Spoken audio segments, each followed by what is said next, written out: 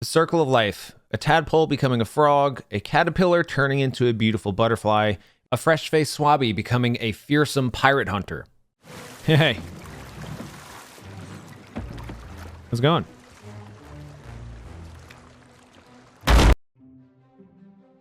This is Sea of Thieves. The game just hit its 5th anniversary, and yes, the cartoon pirate game is still going strong.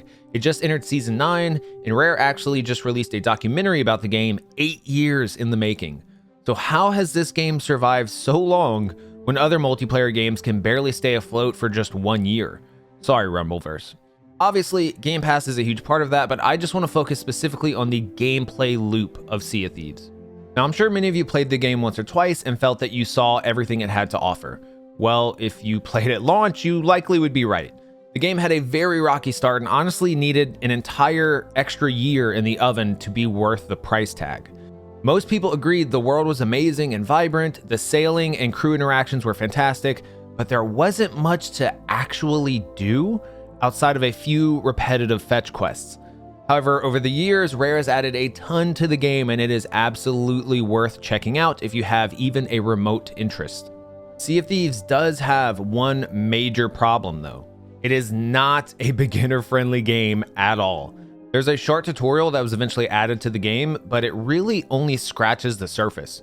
The real way to learn the game is by playing with other experienced players, looking up guides, or just watching streams of the game. Did I mention I have a 46 video long playlist of PvP tips that are all straightforward and to the point? And also I stream Sea of Thieves every weekday over at twitch.tv/blurbs. My point is, that initial barrier to entry turns away so many new players.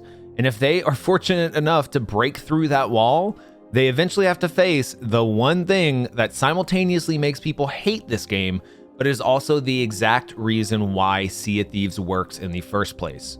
PvP. So while Rare has created arguably one of the funnest and most beautiful sandboxes out there, I'm sorry to say that personally, I don't think the PvE has changed a ton since launch.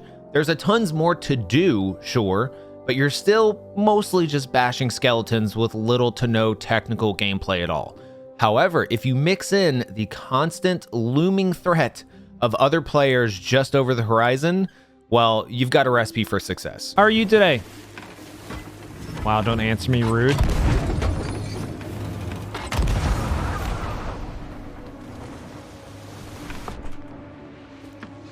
How are you today? I'm doing good. How are you? Many people do still clamor for PvE only servers, but there is a 0% chance the game would have lasted this long without PvP. Yin and yang, if you will.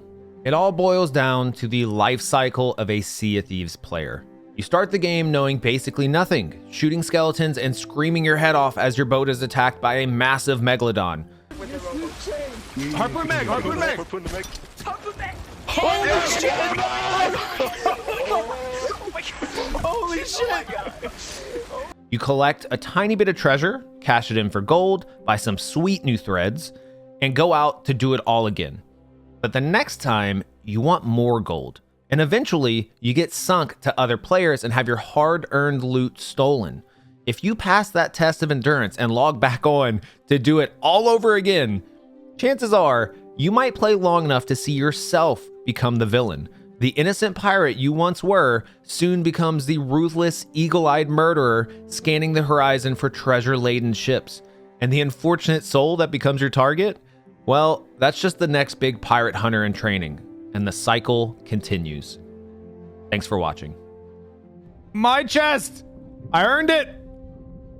It's mine!